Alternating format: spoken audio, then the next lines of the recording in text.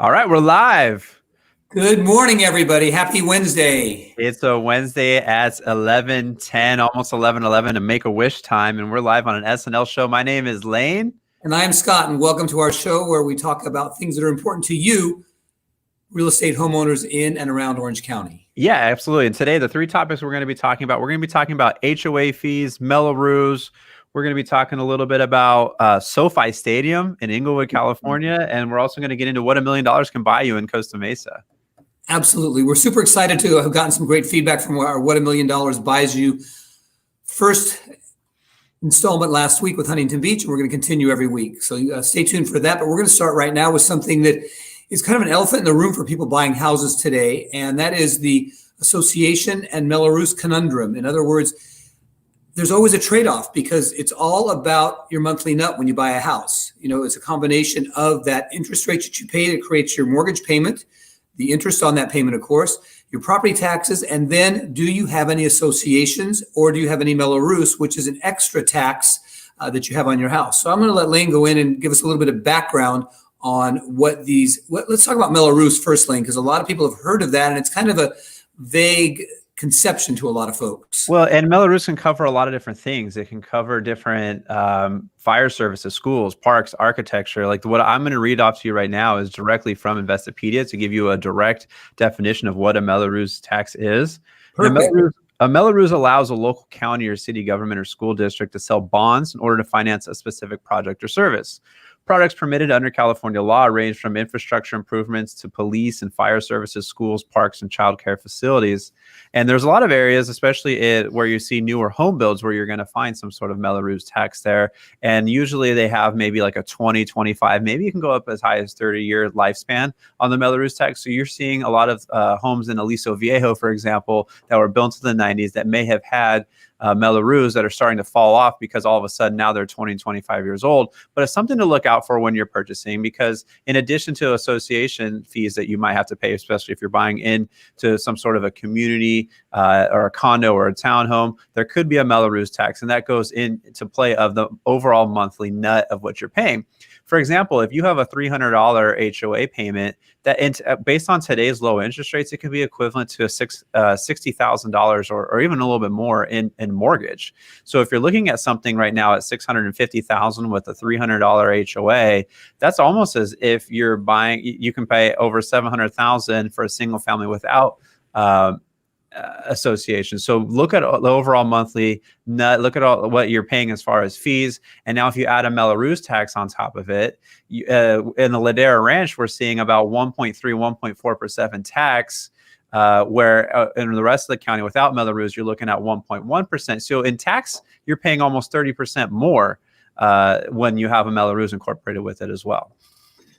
Let me kind of rephrase that or recap that a little bit so I can wrap my head around that, Lane. Again, I've dealt with this as well for clients over the years, and kind of how I look at this, and I'm kind of a visual picture guy, is I looked at this and figured, these were like instant towns. Like Aliso Viejo didn't exist, and most all of it was developed within a few year period. Same thing with Ladera Ranch. So in my mind, I think, okay, instant town, nothing was there. All of a sudden, there's all these houses. The houses need the services. They need the police, the fire, the schools, et cetera.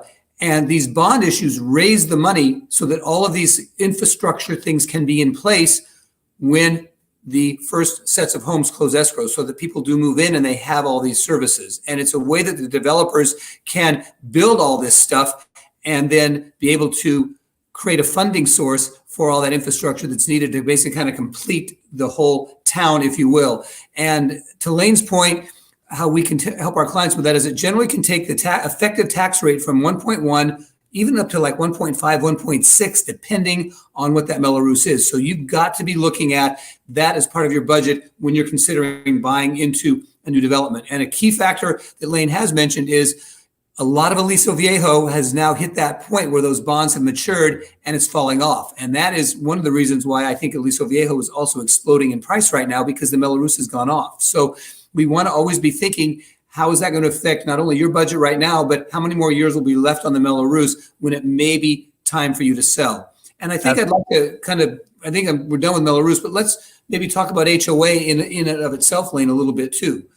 So yeah, HOA stands for homeowners association. A homeowners association, it can vary. You can have a small association where they just kind of maintain the roads and maybe some lighting around the neighborhood, or you can be in an association where they take care of everything: walls out insurance, your termite, your paint, your roof, some sort of shared plumbing. Depending on what association you're a part of, they cover different things. So payments can vary from as little as $40 a month to as high as maybe $700-800 in some areas. But we're seeing the average right now fall anywhere between about $300 and $500 a month for associations. So again, you want to see, because if you're paying the monthly association, and if I go back to the example of a $300 a month association being equivalent to a $60,000 mortgage, you want to know what that $300 is covering. Maybe it is covering some water, trash, sewer, and some insurance. And now you don't have to pay as much as in utilities, and you don't have to pay as much as in insurance. And that kind of helps the overall monthly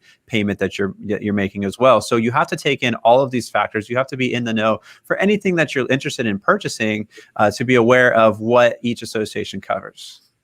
Absolutely. Lane's right on that. And with regards to that, again, it's a give and a get. What are you getting for what you're having to give? There's definitely some trade-offs, because if they're going to take care of all the exterior maintenance, for instance, you're not going to have to budget for painting every few years. And in some cases, they even cover termite and roof. So it's really important, as Lane said, to be in the know with what the association covers in a specific area that you're buying, and are these benefits that make sense to you. One other thing that we want to talk about briefly with associations is a lot of Irvine and South Orange County have two associations. You'll have a master planned community, and you'll pay one association that covers amenities for that community. In Aliso Viejo, for example, everybody in the city pays $40 a month, which is billed quarterly, to be part of the Aliso Viejo Community Association.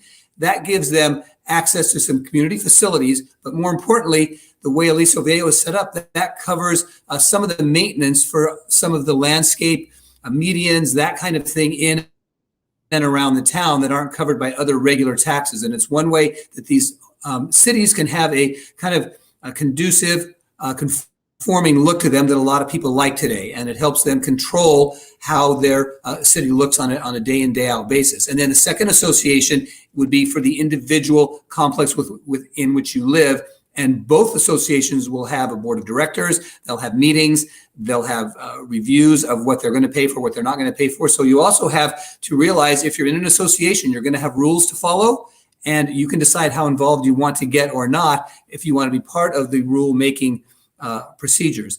And then lastly on this, some of our older complexes in some of the well-established cities, they just have a single association. And generally, those are the ones we're seeing that are in the higher ranges, sometimes, upwards of $400. And it's just because over time, they've been required to increase their reserves. The Secretary of State mandates certain reserves, and there's protocols that these associations must maintain so they can stay in good standing, and the lenders will want to lend in there. So a lot of times we want to watch out in an older association, older complex. You're thinking, my gosh, it's $450, $500. What am I getting? Well, part of that is you're just getting the fact that you're putting money into a reserve fund that is going to be required to, help those developments still be able to sell and be popular. Hope that helped. Yeah, and one thing you also want to look out for in an association is you want to look at the financials, because you want to make sure that they're well funded, and you want to make sure that you're not going to be specially assessed down the road either, because sometimes you do see a special assessment in these associations to where, let's say, all the roofs needed to be repaired over time, and now they're going to do a special assessment of $6,000 or $7,000. We've seen up to $30,000 per unit on a special assessment tax. So it's absolutely crucial to when you're purchasing in an association, to look at the financials, to look at the meeting minutes, to take a look at anything that could potentially be coming down the road. Then they also do audits on these associations to determine if they think that a special assessment or an increase in HOA dues might be coming down the road too. So looking into all of this is something that's going to be really important. And then, if you don't mind, Scott, I want to talk about being in the trenches and helping out buyers that are actually looking in some of these double association and Mello Roos taxes, because we were actually looking in Ladera Ranch, and in Ladera Ranch you have two associations and you also have Mello Roos. So the two associations in some complexes can be up to $500 a month, and now you have Mello Roos in Ladera between 1.3 and 1.4, which is still about 30% more in taxes that you're looking for.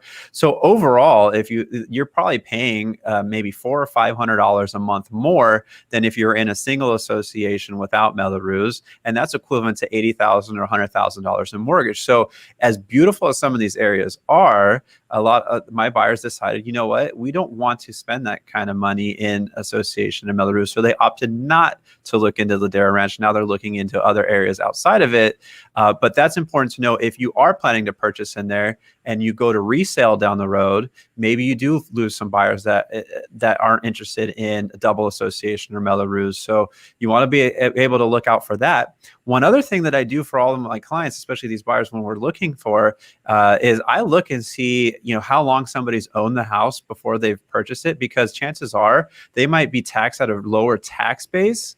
And if that's the case, then they're going to have what's called a supplemental tax bill come in, and now they're going to be charged even more on their first tax payment. So I create what are called showing sheets. So I use a showing sheet on every home that I show with my buyers, and in the showing sheet, I'm going to show them what they're currently, what the tax rate is, what they're currently assessed for, and to give them an idea of what their first tax bill is going to look like too, so they can properly prepare, so there are no surprises, and you have a clear picture of what your monthly payment's going to be. Great thought, Lane, and that's a procedure that we use at the team, and thanks to Lane for implementing that. But I want to clarify one point with regards to that.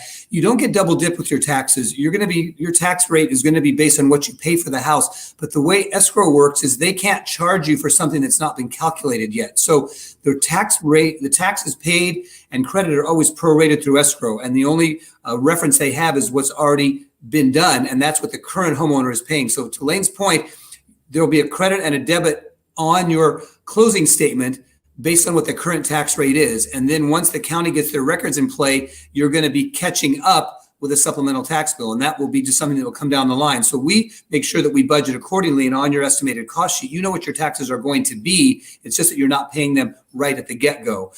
One other thing I've got from the trenches on the other side of the coin, what we always do when representing sellers, is I just had a condo in Garden Grove up by the Civic Center, very nice area, but not a high-end condo, but it's a gated community with 2-car attached garages. So a lot of perks that you don't see in this price range, around $400,000. But the association fee here, believe it or not, was $440. And I knew that we were going to get some pushback from some buyers with regards to that. So I found out ahead of time, what does the association cover? Why on earth is it that high? And we found some very good reasons behind that. They had just done some major infrastructure projects to the complex, major painting, restuccoing, roofing, and so forth. And they had opted to raise the fees rather than charge an individual assessment to each homeowner. Sometimes that's what they do, as Lane mentioned, where you're going to get billed $10,000 to pay for some big improvement projects that are often necessary on these 30, 40-year-old complexes. They were able to finance it, and then they decided to go ahead and just raise the dues. But now the new homeowners know they're not going to be assessed on anything, and they've got another good 20, 30 years to go on these benefits, and they saw value in that. So again, it was education first, showing the value was there for the potential buyers. And I will say we had multiple offers, and we closed that in 35 days from hitting the market. So a win-win for everybody. Nice work. Nice work. Now, I think we've gone in pretty detail if you between Mello, Roos tax, supplemental tax, HOA. So these are all fees as a buyer that you might come across when you're looking to purchase. But if there's something that we didn't address regarding this, and you have questions or you want us to expand further, don't hesitate to put something in the comments or to reach out to us through a direct message. We'd love to help, and we'd love to expand a little further on this. So as always, if you have any questions whatsoever regarding these topics, feel free to reach out or leave us a comment below. Absolutely. And you know what? I'm not in studio with Lane and Steve today. I'm on remote, and I have to admit that I did not grab my charger. So I'm going to go off screen for a moment and plug in my charger, and I'll let Lane move on solo with the next topic. Yeah, so I'm happy to move on solo with the next topic. And I love this one because, as Scott mentioned before the show, we did what does $1 million buy you in Huntington Beach? Well, now we're going to switch over to Costa Mesa. Let's see what $1 million can get you into Costa Mesa. And I think Stipe is going to queue up a nice virtual tour for us. This is it. So here we go. What we're looking at right now is we're looking at a 2-bedroom, 1.5 bath cottage at 866 square feet, priced at $999 in Costa Mesa. So what's cool is it's in East Costa Mesa, great area, and it has a pretty good sized lot at 4,800. So they have a spa and a backyard and wood floors, the dual tone paint that we're looking at right now. But you would think, $1 million doesn't get you as much as you think in some of these areas now, especially with the average price home being a 1.1, 1.2. So if you're looking for an East Coast Mesa home and you're trying to stay around the $1 million budget, you might be able to find something that's a little larger that needs more work, or you can find something that's really cute, move-in ready, maybe a little smaller and cottage style, just like this here. Scott, are you jumped on with us now? Oh yeah. I apologize. I just had to grab my charger. One thing we want to point out is, as everybody knows, unless it's a teeny little city that's extremely homogenous, every city and town has their different neighborhoods and their different areas, and you get different things for your money. Right now, Eastside Costa Mesa is extremely hot and extremely popular. The millennial crowd, Lane will vouch for this. They love the diversity, the eclecticism of Eastside. They love the fact that it's kind of suburban / urban with a lot of cutting edge stores and restaurants and trendy things, walking distance nearby. It's also on the border of Newport Beach, and everybody likes to have their neighbor be more expensive than they are. So location wise, amenity wise, it's an area that's very popular right now, and it's not quite as suburban cookie cutter tract home feeling as a lot of areas. So those are some of the reasons that this is one of the more expensive areas of Costa Mesa. Absolutely. I mean, you can find all over Eastside Costa Mesa, you can find a cottage like this that's 2 bedrooms, or you can find a big like McMansion at, that's 5 or 6 bedrooms, or maybe even more. I think we've recently shown homes that have more. So right now we like staying around the $1 million price point to see what we can get in Costa Mesa. And there's a few others that are available, but this is one of the cottages that caught our eye. It's just an example, again, of Eastside Costa Mesa. And for example, as we mentioned, Newport Beach, which literally you can change from one block to the next in the east side and be in Newport Beach. This same cottage with a Newport Beach address would be at least $300,000 more and could be another $500,000 more, believe it or not. Yeah. All right. Well, if you're interested to see what $1 million can get in a different city, we're going to keep switching. We're going to go Huntington Beach. We got Costa Mesa. Maybe we'll do Fountain Valley next. And everything that we're looking at stuff that's currently active on the market too. So stuff that if you do fall in love watching the show, The Home, that we can definitely help you look at these particular homes. But we're going to continue moving on to cities outside of Huntington and Fountain Valley. And maybe, Scott, maybe we can do, what does $300,000 get you in Huntington Beach? For somebody that, or not necessarily Huntington Beach, but in Orange County. And that way, if we have an investor or a first-time home buyer that's looking to get in the marketplace, we can touch on maybe what some of the starter price points are getting in Orange County. I think that's a great point, Lane. It's also a segue, if I may have permission to just not toot our own horns a minute, but just to go back, 30 years. We always talk about how long I'm in the business. I started and built my career on working with first-time home buyers. So even though a lot of our homeowners now are more well-heeled, they're move-up sellers, we cut our teeth, and Lane is extremely experienced as well, working with a lot of the people that are in his age bracket that are first-time buyers.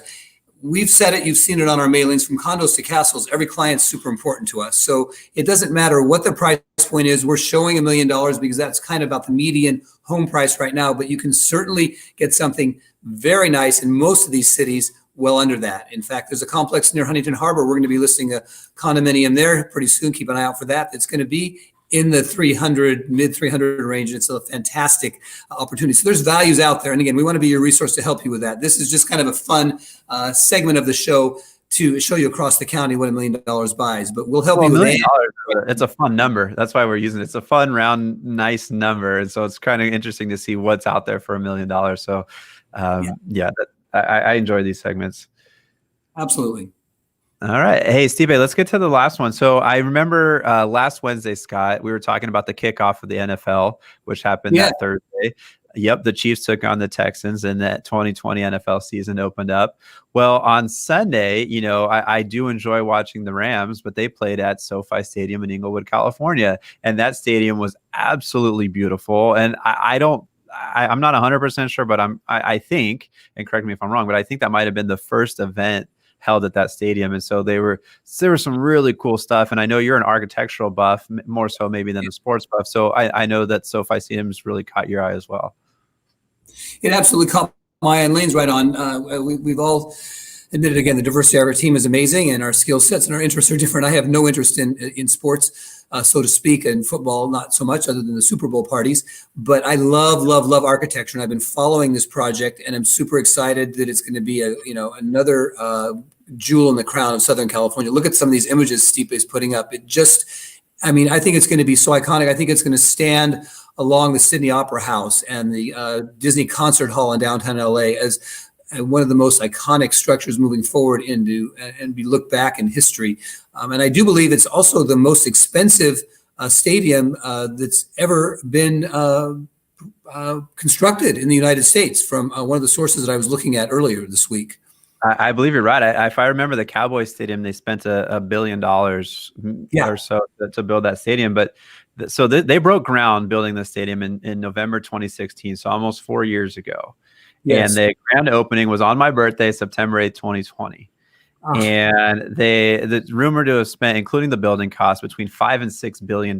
This is what I found on Wikipedia. So we know that Wikipedia can also be wrong, but it seems to make sense that 5 to 6 because how beautiful it was. And they currently have 3 tenants for the stadium. They have the Los Angeles Rams, they have the Los Angeles Chargers, and they're also going to be hosting the LA Bowl for the NCAA Division I football games. So, I mean, look at that screen right there, too. It's double-sided. It's like a double-sided ring. The roof is translucent. And so like, if you're looking at it from the top, they can probably display even sponsorship images on there, maybe video clips of the game on top of the roof. And so they also have it open towards the top so you can get some fresh air coming through as well. And the stadium is unbelievable. And I can't wait to watch an event there, hopefully a Rams game, actually. I really love this video, and thanks again to our production assistant, Stipe, for putting all this together and making it so seamless that we can almost feel like we're right there. I love this. I'm craving getting there and seeing a game now, Lane. Actually, I said, you know what, I'm going to stand corrected. Maybe I'm not a football fan, but I just want to be a part of this structure and this complex and just check it out and take a walk around and see all the amazingness that is apparent in this video. You know, when I was in Boston, I got to tour Fenway Park. So maybe that there's a way at some point that we can even go on a non-game and just tour it, because you can kind of go behind the scenes and they'll tell you about a couple, informative items that you might not have known. So that's something to also look into is, will they be offering any tours of the stadium? Because I'd be all over it. I'd be all over it. You know, I would be too. That's really great. And I've done that. I was able to do the same thing with AT&T Park up in downtown San Francisco. Again, I assume it's still called AT&T. I'm not sure. But that when that stadium was built, it was something else. And I did have the good fortune to get a behind the scenes tour of that. And what goes into these places is amazing. And just to see so much that's behind what you see on the field, you know, where the teams get ready, their training rooms and so forth and so on. And just even what goes into the business side of it, you know, getting all the concessions in there and everything. It's fascinating. There's cities within a city almost. Yeah. So, Scott, I know that we're residential real estate agents here, and we're looking at a nice football stadium, more of a commercial project, more of an architectural look. But can we, I don't know, incorporate anything that we're seeing here into what we might see now or in the future for residential real estate as far from an architectural standpoint? Are we going to look at are we going to see more rounded edges? Or are we going to see sleek, sharp lines? Like I'm curious, like if this, I don't know, tells the future of what some of the architecture will look like for residential real estate. You know, it's so interesting that you mentioned that, because I was actually talking to one of my architect friends this last week, and I was asking him, I said, you know, what are the trends in residential architecture? And of course, we take a lot of our cues sometimes to see what the tract home builders are doing here. But again, we have to take that with a grain of salt, because they're limited to what they can do. They're kind of cookie cutter and looking out for their budgets. What we are seeing in residential remodels, from what my friend told me, is a continuation of less is more. Not so much whether it's angular or curved, but just keeping things clean, uncluttered, unadorned, not a lot of bric-a-brac, easy to clean, easy to maintain, keeping color palettes fairly simple. And we can see that here. Creams and beiges and whites were very prominent on the outside of this. And then I think also using natural surfaces, as we can see, they've even incorporated water out front and so forth. There we are with our water shot. I had heard also there's a big trend within residential real estate to make room for water features, whether they're ponds or small pools and so forth. It just creates a sense of calm and also kind of connects us to nature. So I think those are some of the things that I would see here, and they can be takeaways for our clients, in their own homes. As again, we're always looking forward to help our clients add value. Right, Lane? That's absolutely true. And I'm happy that you shared that from your architectural friend, because that kind of gives us an idea of, what could be modern and coming down the road for residential. I love the idea of maybe incorporating some sort of a water feature or a pond or something. You're right. It is very tranquil and I don't know. It just seems like a really cool idea to incorporate in the future, even on the residential side.